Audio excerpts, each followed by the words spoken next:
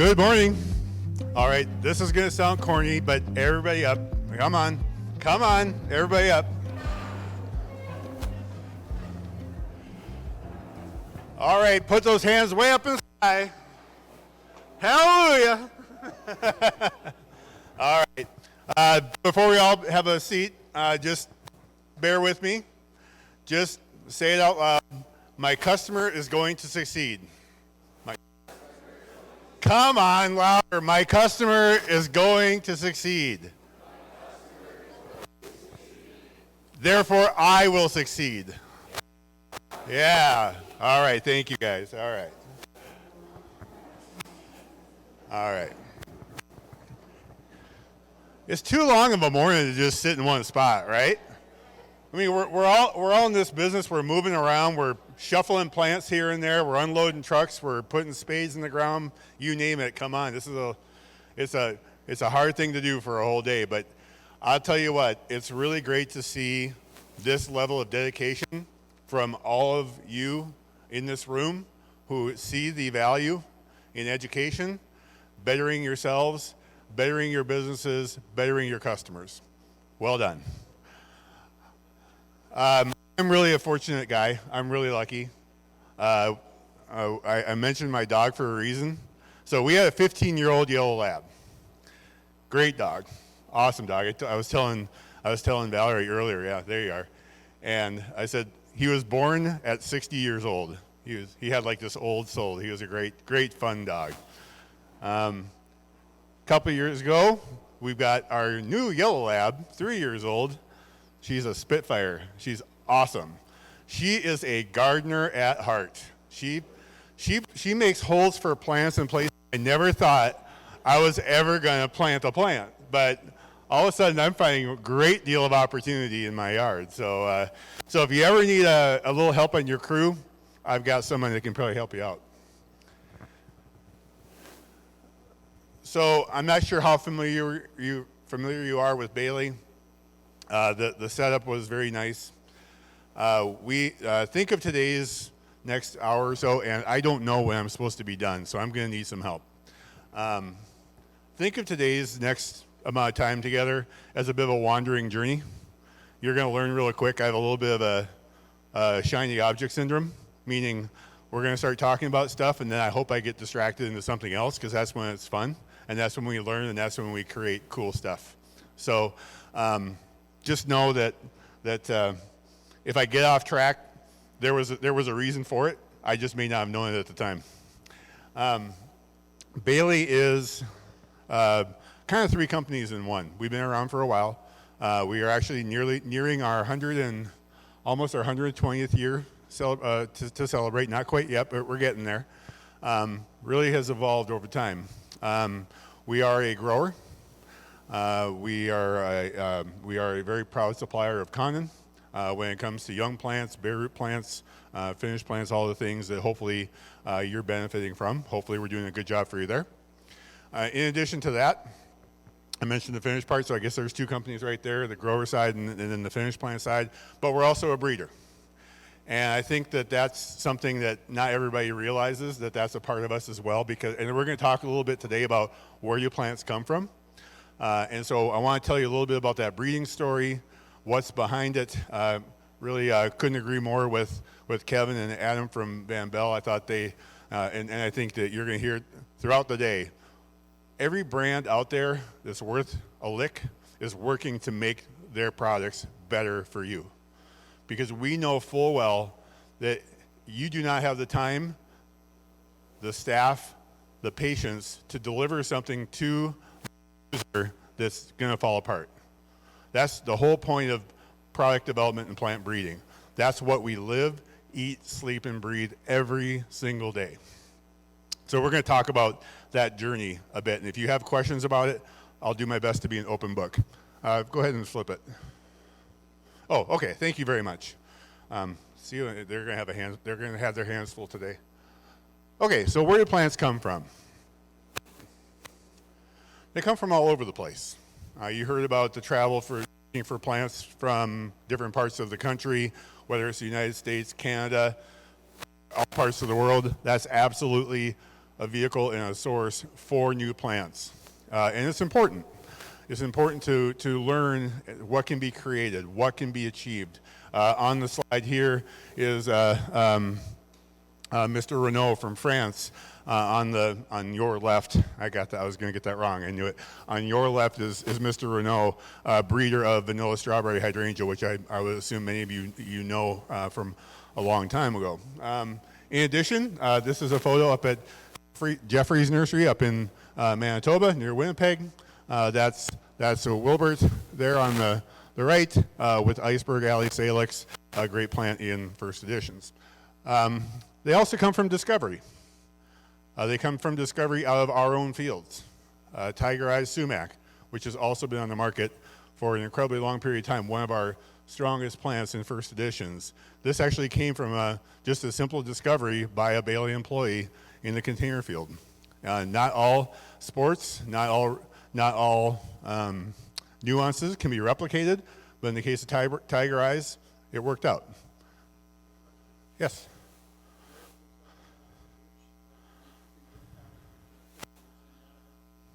Yeah, Tiger Eyes. Oh, that's not Tiger Eyes.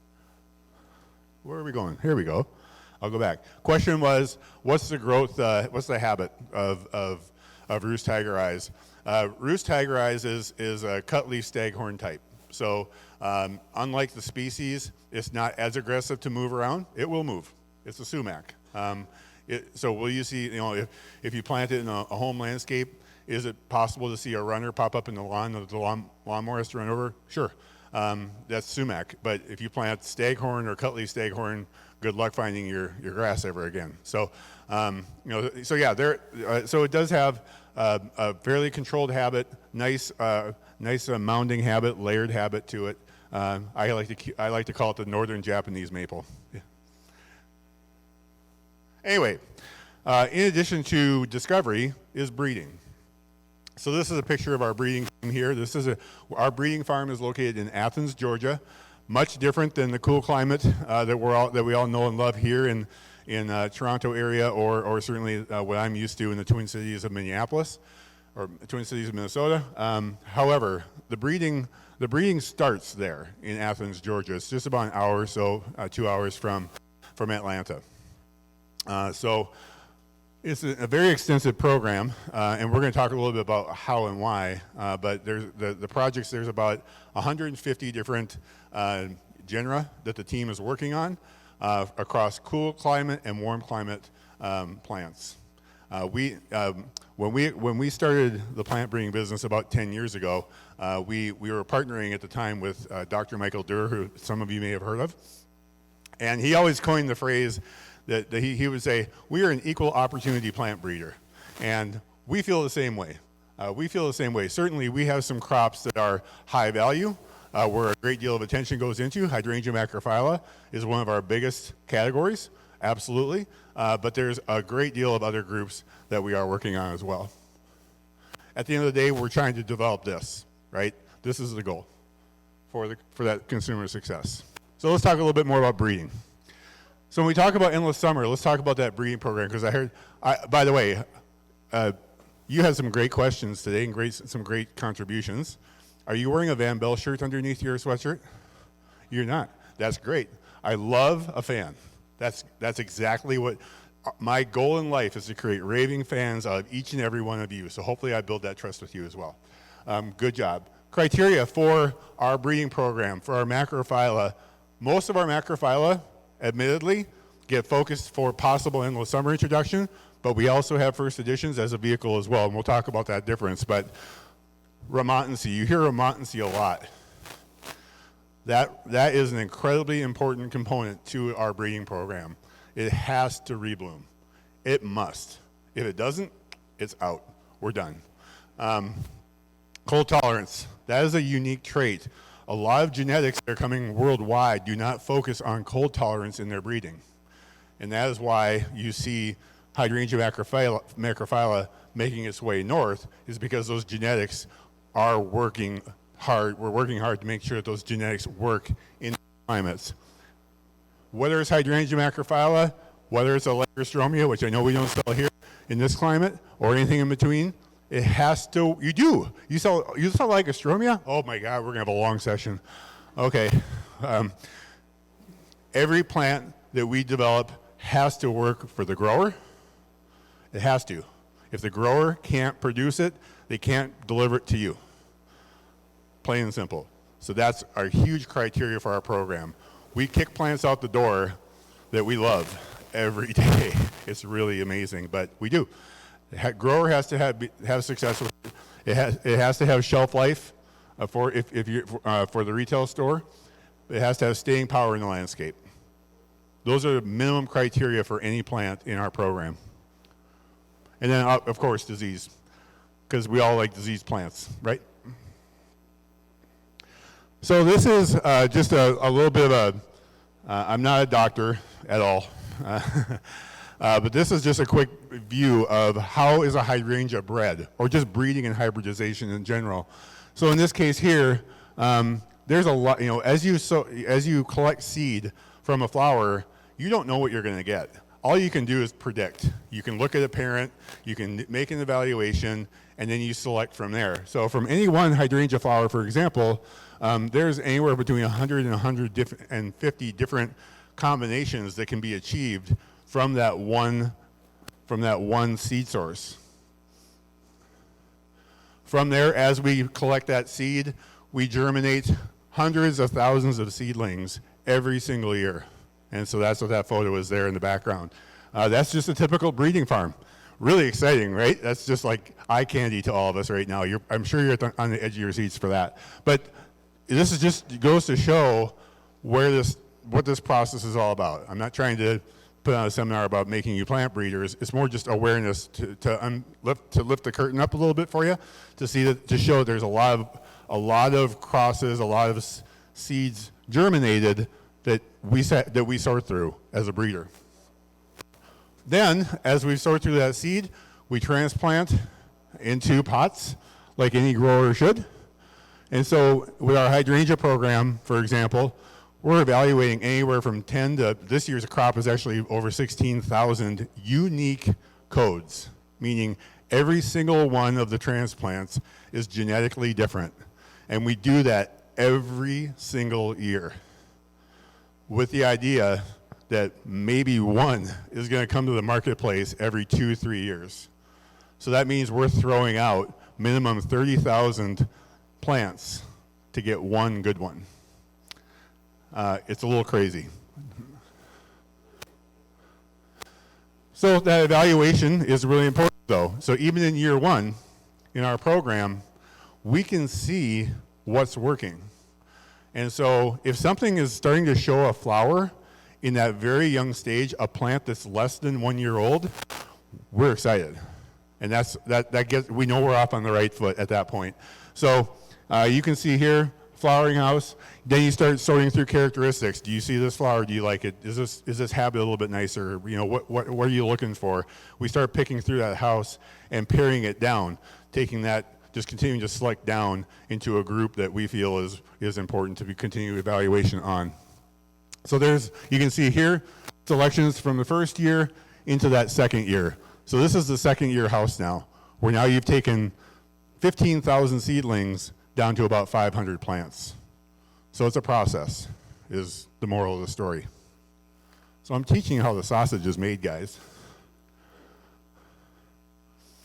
Then we go into propagation trials. Might be a really cool plant, but can you grow it? Sometimes you can't, and that kicks it out of the running. So we go through a lot of different steps. Can the grower grow it? So we go through production trials.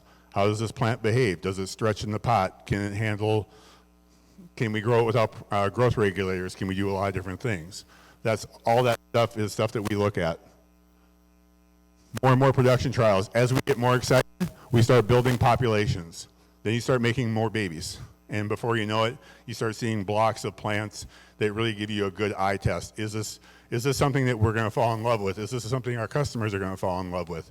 Can we grow it? What do we do from there? That's the story of any introduction of any plant, really, that's going into any of our brands. This example here is a variety Popstar, which we just introduced last year. I'm not sure how many of you had a chance to use or experience PopStar. Oh, I knew you were going to raise your hand. No one else. Okay, opportunity, maybe. Okay, how many have heard of Twist and Shout hydrangea? There we go. There's some familiarity. All right, well, we'll talk about differences in genetics in a second, but really, PopStar is really a true result of that whole reason I showed you that breeding idea. It's because at the end of the day, we're selecting, evaluating to get cream of the crop. PopStar is one of the shining stars of that example where we are seeing rebloom faster on that plant than any other macrophylla in our program, period. I got a chance to have that experience for myself as a homeowner where I had pulled plants out of our greenhouse in Minnesota. This is about 2 years ago now. Put them on my front doorstep. It was May. It was in our flowering house. Plant was kind of done flowering, so I had to cut it back. And I thought, well, whenever I've had that experience with a macrophylla, what do you usually get? You usually get a lot of green leaves, and you don't really get a lot of flower again. I had new flower buds forming on PopStar in 4 weeks. I had color in 7. I've never seen that kind of performance out of any macrophylla ever. So that's what, now it's setting a high bar for us. And so when I talk about that evaluation story of what we're trying to deliver to you, it's almost a curse now in some respects, because now we're thinking, well, it doesn't rebloom as well as PopStar. But we have to, sometimes we have to come back to earth a little bit too and touch a dose of reality. Here's an example of what we think about. And this slide is not intended to knock Twist and Shout at all. Twist and Shout's been on the market for 15 years. It's a great plant. It has a purpose. It's rock solid hardy. Twist and Shout blooms later in the season. There's a delay, it seems, at times with cold temp. But in the eastern climates, that doesn't happen as much. But it also has great fall of color. It's a great standard lace cap variety. Has a place. Not every plant can be tiny like PopStar. So there's room for Twist and Shout in design. At the same time, if you're looking for a great border plant, if you're looking for solid rebloom, if you want flowers, then you can see what PopStar is delivering. That's that comparison slide right there that you see on screen. So you've got PopStar on the left, heavily flowered, compact habit. This is a little unfair to Twist and Shout also because there was no treatment given, in the sense of no pruning, no nursery production. This was just plant a cutting in a pot, see what we get. And so it's a kind of a controlled experiment to show that both plants just have a different habit and a different appearance in the container, but PopStar certainly has earned its stripes. Rebloom. We talk about rebloom a lot. We hear that word a lot. What the heck does it mean? So in the case here, here's that rebloom story by data from our own trial data, where you've got average number of blooms that we recorded. Like Kevin was talking about earlier, Kevin or Adam, we do a very similar process in our program where you're taking, after your flowering period in June, down in Georgia, we hammer everything back to within about 2 inches of its life. And what we do then is just watch the plants start to grow again, and then what plants start to develop flowers. And so this chart here is to show that PopStar, in that rebloom data that was recorded as well into September, had an average number of flowers during that rebloom period time of over 10 flowers or more per plant. Comparatively, the original still also rebloomed, but certainly had about half the performance. So, I like data. Cold hardiness. Talked about cold hardiness. This is performance in a Minnesota climate. I heard a great question about how do these plants act in cold weather. Here's an illustration of that. Sorry for the terrible photography. That's me. So we've got cold hardiness trials taken. This was in 2019. The picture on the left survived winter temperatures in Minnesota at that time. Not typical. It was a more typical Minnesota winter than what we're all experiencing this year, of minus 37 degrees Celsius in 2019, and again in 2020, 28 degrees Celsius. So 2 cold winters in a row, and you can see how well those plants are blooming in that really exposed setting that you see on screen. This is a condition where, I mean, truly, they're in a heavy clay soil, no shade, basically a little trickle of water just to keep them alive, but beyond that, the plants are performing very well in that Minnesota climate. Bluing. Usually it's 9. Every time I ask the question, do you want pink or blue, I get 9 hands raised for blue and 1 hand for pink. So bluing is important. We do that on Popstar. It's achievable with all hydrangea macrophylla. They can all change color for the most part. Not necessarily all, but most. So you can see here that vivid intense blue that you can achieve in an acidic soil type with Popstar. With the goal of this is what we're trying to deliver with every plant, not just Popstar, but certainly excited about that. So as I said, this is a bit of a wandering journey. We're going to talk about some plants a little bit more in some cases. We're going to talk about some plants a little bit less in some cases. So hang in there. We're going to be all right. I promise you won't get seasick. So it all started with Endless Summer the Original. Endless Summer the Original has been around for 21 years.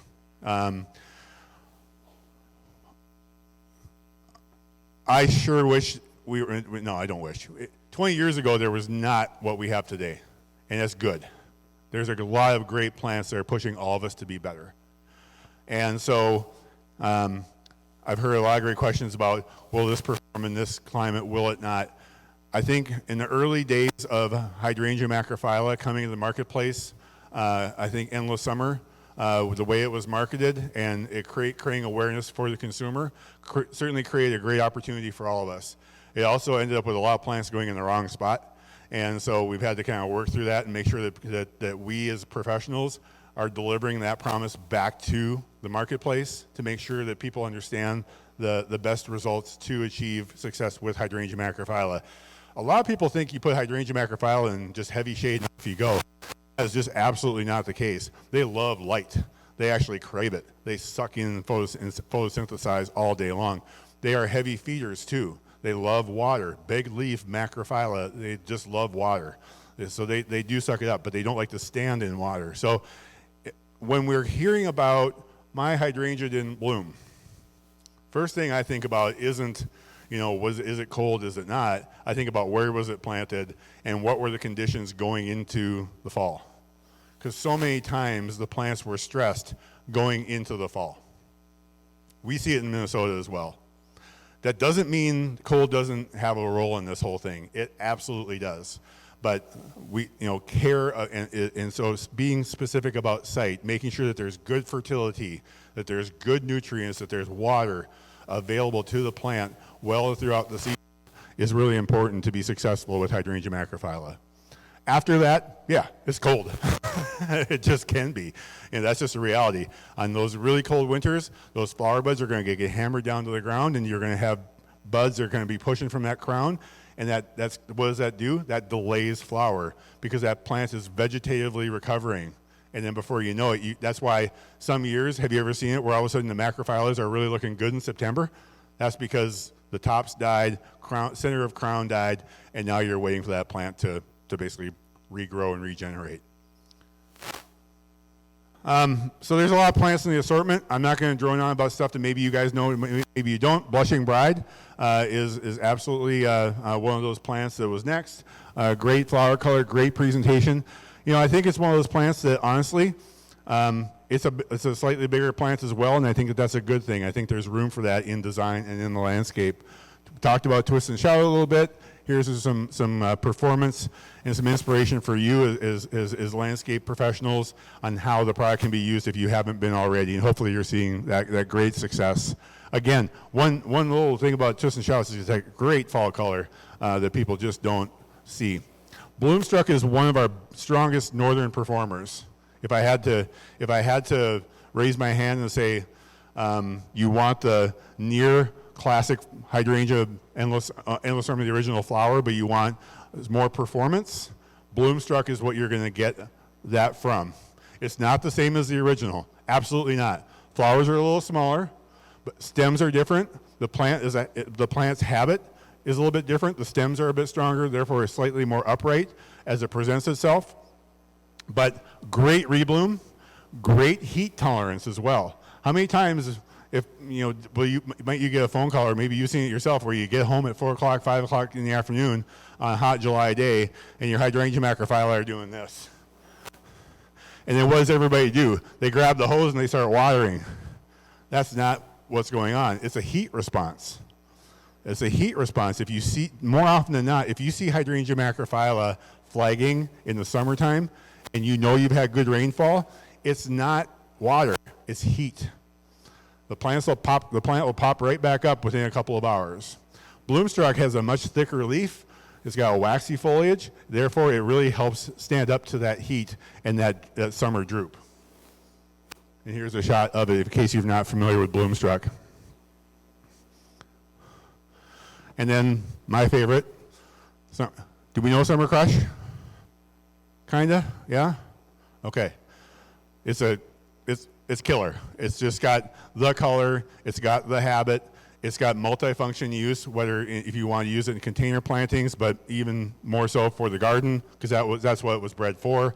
It's quickly become our second bestseller in the Endless Summer brand, just behind the original, which is pretty amazing.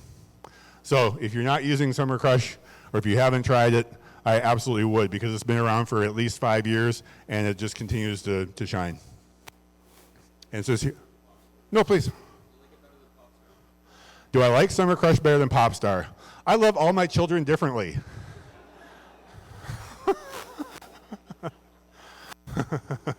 It all depends on how they behave that day. They're different. I'm really glad you asked the question. I'm not standing up here to be a showman. Lord knows I don't have the physique for that. But the difference is they're different. Popstar has different attributes than Summer Crush. And I'll explain. Popstar, as I mentioned, I talked about the speed to rebloom. Summer Crush does not have that same speed. So if I were going to put up a chart that said number of rebloom back into September, you would be looking at me going, Alec, Summer Crush looks terrible. It's got really low rebloom. What's the deal? It's got different strains in the breeding, but the flowers last longer and they hold up in the landscape equally as good. Just they behave differently. So instead, it's more of a length of flower period. With Summer Crush, Popstar, it's about reflower, speed to reflower. So and Summer Crush absolutely does rebloom, but it just takes longer because you've got the flowers holding on longer. And then I've talked plenty about Popstar. So you can see the use and the function for it. Compact little guy, typically going to be about 2 feet on average. Maybe a little bit bigger if it's happy. Great front of the border plant, great color, also a great container. So tons of function and tons of use for Popstar. Hydrangea macrophylla. Wow, are we done yet? Okay, what time is it? How are we doing? Oh, we're good. We're good? We got more to do. Okay, we're going to talk about first editions. Where to start? You think about your customer, whether you're a landscape contractor, whether you're a retailer, whether you're both. And they're looking online, and they're going into the store, and they walk into the nursery, or they're flipping through your book, and they go, what do I do? And that's what first editions is all about. It would be like putting me in a jewelry store trying to figure out what to buy my wife. If I don't have help, I'm in giant trouble. Giant trouble. I'm probably going to go buy the cheapest thing in there, and then I'm going to pay for it dearly when I get home. So first editions is all about those that don't want to work too hard, because we don't have time to work too hard. We don't.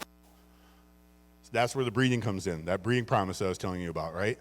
Because we are not messing around. We are making sure that the plants we're bringing forward into the marketplace with that investment that we're making in breeding are solid for you. That's what we're delivering to the consumer as well. Because we know people want good-looking landscaping. We know that it's intimidating, just like our friends from Van Bell said. They're absolutely right. It's super intimidating. How can we help them be better? We're professionals. We're the ones that have to show them the way. And just to make sure that they're really feeling that like they've got a reliable purchase from First Edition so that they come back for more. So this is where I'm going to start driving you a little nuts because I might bounce around, and I'm so sorry if I haven't driven you nuts already. There's some cool stuff in here. Some stuff, all this is available through Conan. There are some plants in here that maybe you know.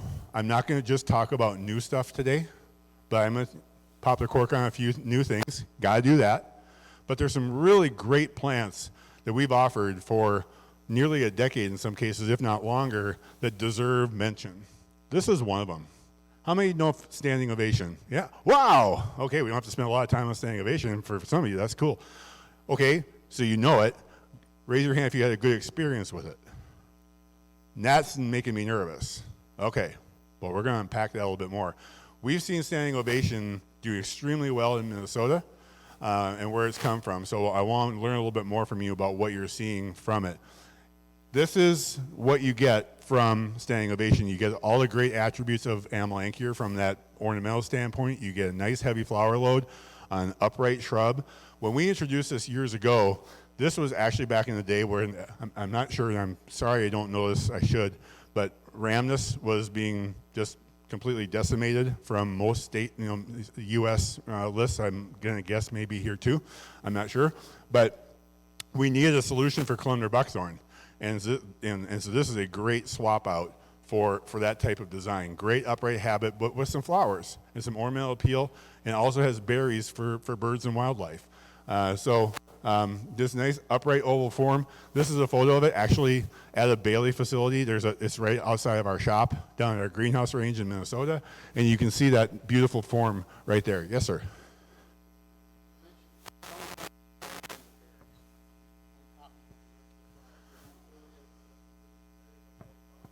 No, this produces berries. You're more observant than I am. It produces berries. Yeah, let's strike the word sometimes. It produces berries. Yeah. Yep. And then like Amelanchier, you'll enjoy that fall color, which I don't have a photo of, but it's really a 3-season plant with vertical function as well. Another plant that's been around for a while, but again, it deserves extreme mention because there are just some plants that need to be hardworking, and this is one of them. This is fire dance dogwood. There are a lot of breeders and a lot of companies that will show, and we've done it too. I mean, we've been in the dogwood game. Bailey Nurseries, come on, we're in Minnesota. We're like the dogwood kings, and there's a lot of genetics out there that call themselves dwarf, and then when you put them in the ground, and then 3 years later you see they're 8 feet tall. Never had that experience, right? Fire dance is a true compact variety. All the classic attributes that you'd expect from a Cornuceraceae, very similar to a Santhe, but again, just that nice compact form, fire engine red stems, and you can see the habit right there. Super functional, super adaptable. There's some glamour shots. I was talking to a gentleman, I think you were talking about Cool Splash, good landscape staple, not a perfect plant. You'll see some reversion from time to time. That can happen, but if I'm standing up here telling you I have the perfect plant, I'm not doing my job because there isn't one, and there never will be. This is Cool Splash, though. Great variegation, nice compact plant. That way you have interest throughout the season, and you don't have to rely on blooms to get it. So nice, just a good Deervilla cestifolia. We've had it forever. Lotus Moon. This is a personal favorite. This is an exocordia that we've had for, I want to say at least 8, maybe 10 years. But this variety, I mean, it's a sign of spring. This is a solid landscape plant. So many times we're just leaning into forsythia or magnolia for spring flowers. And to have another option for landscape design in that early spring category is really necessary because you typically get what? Magnolias and forsythia, and then we're waiting for about 3 weeks until the lilacs start flowering. Now we've got something else that's in that mix. Exocordia. This is a beautiful, and the word compact is relative. It's not a baby plant. It's not a little 3-foot plant, but compact in terms of the species. This plant will get upwards of about my height, just a little bit shorter than me in terms of size, about 5 feet tall. Heavy flower load. It's funny. Our marketing team will go out to our trial garden, and every spring they go take pictures of the same plants that we've had in the ground for 10 years. I'm like, guys, we don't need any more pictures of lotus moon. We are good. The other thing about pearl bush is a great source of food for pollinators, especially in that spring time frame when there's very few food sources around for the bees. So there's a couple shots as well. If you're not using lotus moon, I sure hope you'll give it a try. Lots of hibiscus syriacus out there. I'm just going to point to a couple that I believe are underrepresented in the marketplace. We have a series of double flowering types in first editions. So very different from your traditional syriacus single blooms. This is the French Cabaret series. These actually were developed in France, came here to the U.S. We've trialed them, sold them for years now, and more colors continue to come from the breeder. So this is French Cabaret Red, and then French Cabaret Purple. Striking color, pom-pom flowers in the mid-season, typical traditional height for a hibiscus syriacus. There's a little bit of zone spread or a height spread for you there, 5 to 8. It's not going to get 8 feet here. I'd say more of around your average 5 to 6 feet is going to be typical for these plants. But that purple or red, excuse me, I'm just going to go. Whoop, I just took that back. Here we go. There's to give you that photo in the upper left gives you an idea of the habit. So you can just see nice, dense shrub when it's not in bloom, but then certainly when it's in season, just covered in flowers from the top of the stem down. So a great plant. And another shot. Here's a shot of the purple. So I hope you'll give these a try. It's fun to be able to differentiate within the category. And the other thing is they have natural sterility because of the form of the flower, which is really a nice added benefit. So now we're going to talk about new stuff. Have you heard about Eclipse yet? A couple of you. Okay. So I have some plants over at our table. I hope that we'll talk about it throughout the day. This is one of the more exciting things that have come out of our breeding program at Bailey since we've started. Eclipse is a hydrangea macrophylla with true black foliage that will persist throughout the growing season, meaning there is no period in which it will ever be green. It is purple to black from the day the leaves emerge until frost. We are way excited about that. It is an amazing look. It's a looker for sure. I'll get back to some more descriptive, but here's some more images to show you Eclipse. The story on Eclipse. This has been in our system for at least 8, I want to say 9 years now. So we are not throwing plants on the market fast, as I mentioned before about our breeding program. In fact, we're probably turning our back on plants in our breeding that we should be introducing, to be truthful. This one, as we've continued to evaluate it, continued to impress us. It was a seedling discovery, and we put it through the paces, just all those breeding paces that I showed you before, and now here we are. We have trialed Eclipse almost in every condition I can think of. That's why my wife hasn't seen me in 3 years. We're going everywhere, just making sure this thing is solid. So Bailey has its own trial sites, at our own operations in Minnesota, which is Zone 4. Actually, the USDA just said Zone 5 because all of a sudden we just turned into magically warmer.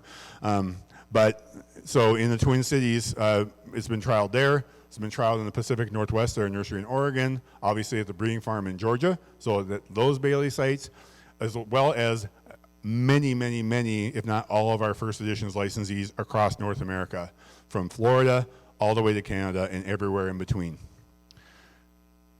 What gives us such confidence about Eclipse is, as a hydrangea macrophylla, for all the things that I heard some great commentary on this morning about cold tolerance, when you put hydrangea macrophylla in heavy shade, you start to lose performance because they need light.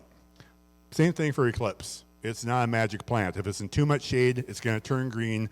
It's going to get weaker, it's going to wilt, and eventually you're probably not going to have a plant there anymore. But if it's given moderate light to high light in the northern climates, you are going to see dark pigmentation all the time.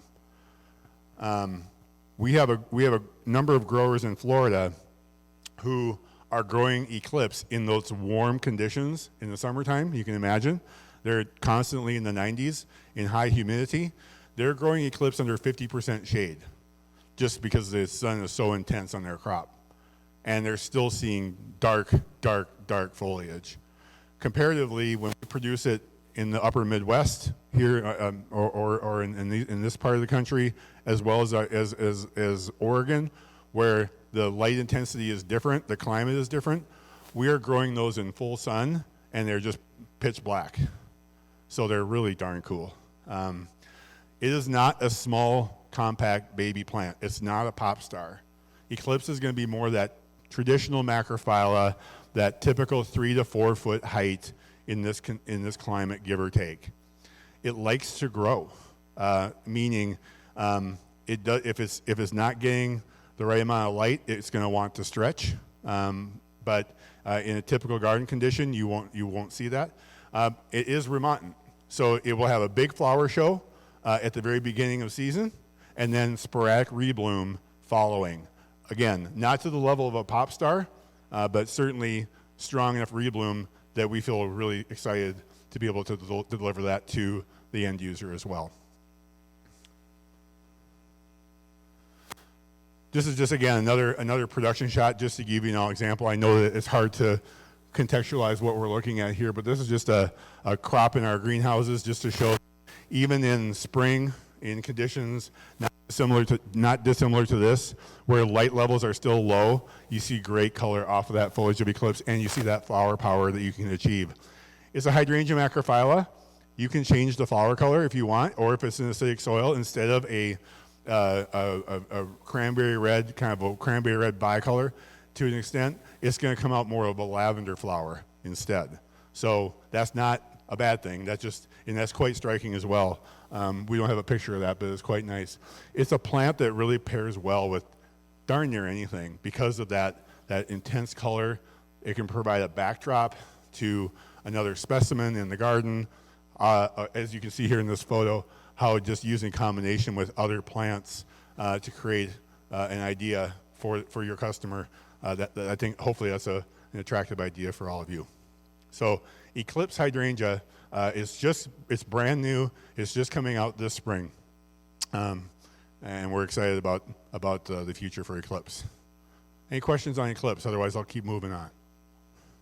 Okay. I think there's not enough hydrangea paniculata in this world, and here's why. It's all about you.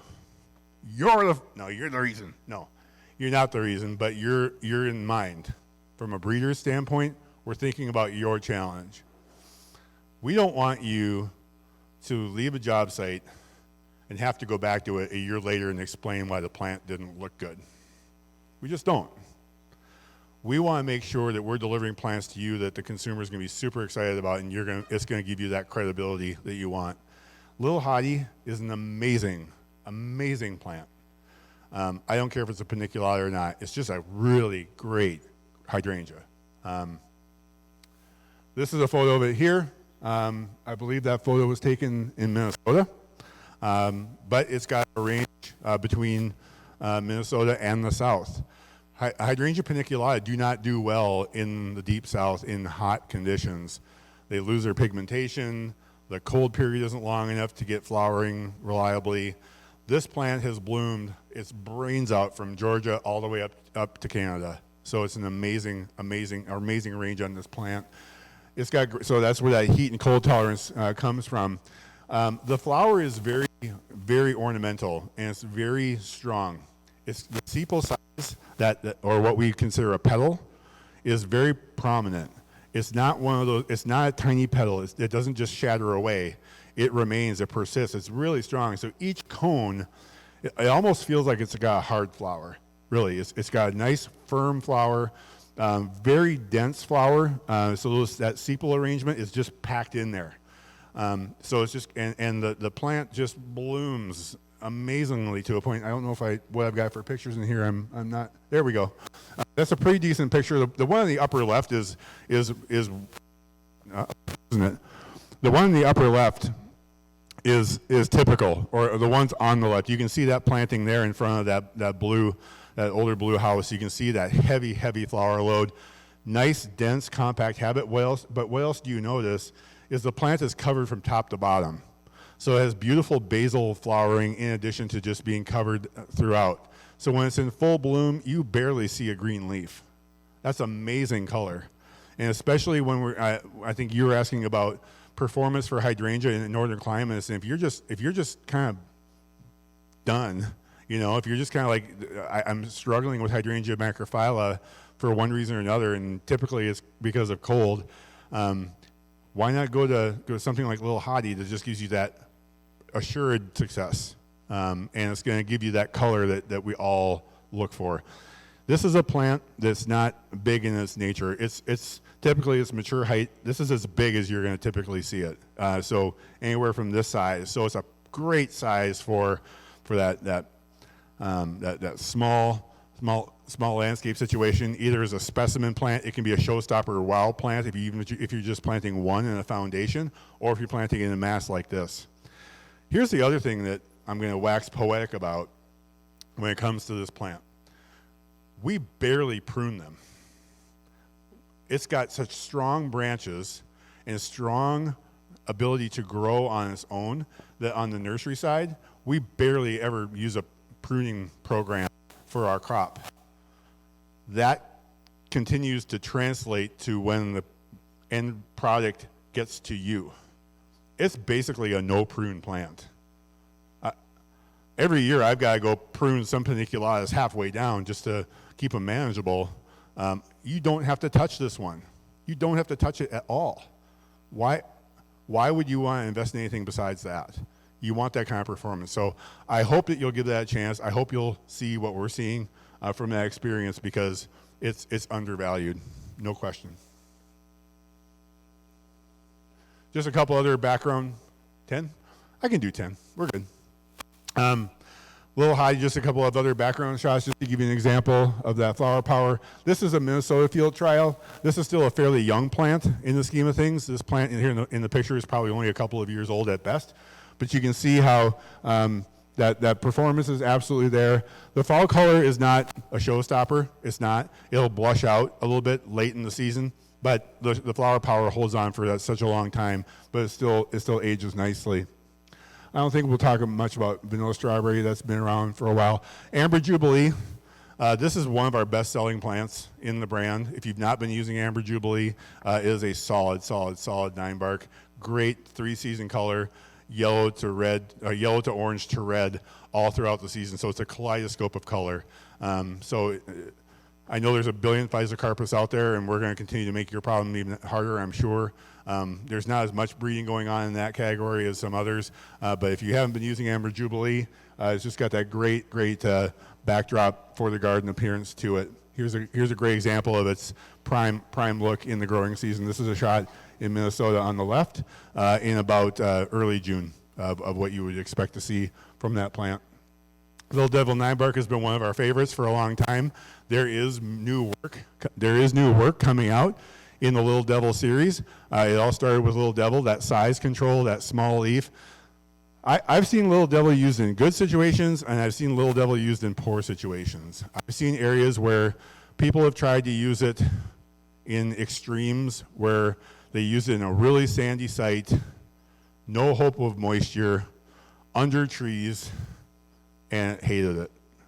So again, be thinking about where you're planting these plants. It's a great, I don't want to call it a shopping center plant, but I guess I just did. I mean, it's got great function for that as well as the home landscape. It can be a set and forget, provided it's got the right conditions. Classic early flowers, classic dark color as well. Couple plants that have not gotten talked about in a long time. I don't think. The University of Minnesota for a long time had and still has a rhododendron breeding program. I think maybe you know the Light series of azaleas. Been staples for all of us for a long time. A number of years ago, we made some selections from that breeding work and put 2 varieties into first editions. There's been some joy or lack of joy on the grower side in terms of building out supply for us. There were some mix-ups in tissue culture labs and a lot of heartaches that I'm not going to point out beyond that, other than to say things are getting better now and we're in a much better spot to be able to deliver plants to you. And so this is Electric Light Red. This is actually one of my personal favorites. This is the reddest I've ever seen for one of the light types of azaleas. Beautiful, compact, beautiful red flower to it in early spring, as is typical for the collection. And at the same time, nice compactness to the plant as a whole as well. Here's a shot of it. Just great spring color, mid to late May color at a time when the landscape is craving something to be in flower. This is the Electric Lights Double Pink, a little bit bigger than red, but still equally as beautiful. Simply a slightly larger flower, larger arrangement of the petals, but still a beautiful plant. Great for the woodland edge or really anywhere in this climate. You'd asked about tiger eyes and what does tiger eyes look like. Here is a better idea of what that habit will look like. This has been this was one of the very first plants that ever went into first editions. It's almost 20 years old and still is going strong. Here's some shots of it in various settings as well as in season as well. A winter shot there as well as that fall color that you get in the upper left. But that yellow foliage typically persists from June through fall. You saw Iceberg Alley with in one of the early frames.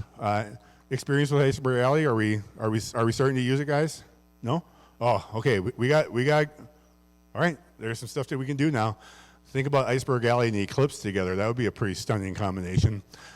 So this is a great plant in the sense that it really kind of like Eclipse, but Eclipse has flowers. But Iceberg Alley is one of the, I kind of call it the Dusty Miller of the shrub world, meaning it's going to pair with almost anything. And so whether you're using it as a specimen or on its own or in a mass plantings, you're going to get a lot of visual interest. Think about that planted with red leaf plants, yellow leaf plants, green, purple flowering plants, you name it. It's just got the ability to mesh and blend with anything in your design. It was a development from Jeffrey's Nursery. We've got a great partnership with them, and so it's been sold in Canada as well for some time. This is the spring look as the leaves emerge. Beautiful catkins, which I don't think I've got a great picture of the catkins, but those catkins are really nice and fat, and they're really colorful as well, so they're really pretty in the springtime as well. I think y'all know Campfire. I think there's a lot of familiarity. This one we know and love, so I don't think we need to spend too much time on that. But I will just put a plug in to say that this has that kaleidoscope of flower that you can set it and forget it. It's an own root rose. We grow it own root, meaning if a plant does experience some winter dieback, it's going to come back true to name, which is, I think, incredibly important in roses and for landscape performance. So we're not budding onto multiflora. We're not budding onto a non-hardy rootstock. All of our roses in first editions, as well as our Easy Elegance brand, are our own root as well. It was great to have time with each of you. I'll be right here, happy to answer more detailed questions you have. Keep your customers successful, right? Because then you're successful. So thank you, everybody.